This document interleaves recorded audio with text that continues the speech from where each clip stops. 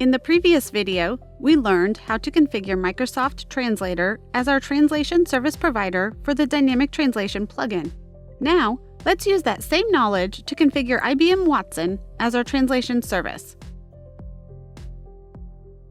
Logged in as System Admin, we navigate over to Credentials and Connections to locate the IBM Translator connection. The connection alias is in the IBM Watson Translator Service Spoke application, but we're currently in the global scope. We'll change the scope and edit this record to create a new connection and credential. Similar to the last video, you will need the API key and URL values of your service account in order to set the credentials of your connection. Do you already have an account with IBM Language Translator? If not, you can start with the free cloud account or choose from any of these options: Light, Standard, Advanced, or Premium. Open the Language Translator and navigate to Show Credentials. Copy both the API key and URL link.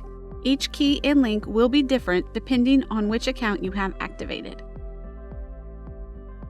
Now, let's set up the connection. We'll name it IBM and identify what type of credential we are creating.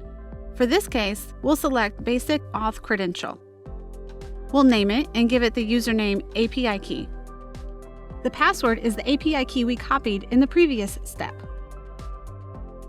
The connection URL will be the same as your IBM account URL. And that's it! Our connection credential has been created. Now we just have to activate it as our default translation service. In Translation Configurations, open the IBM connection and click these checkboxes to make it active and default. Now you are ready to start using IBM Language Translator as your main translation service for dynamic translation.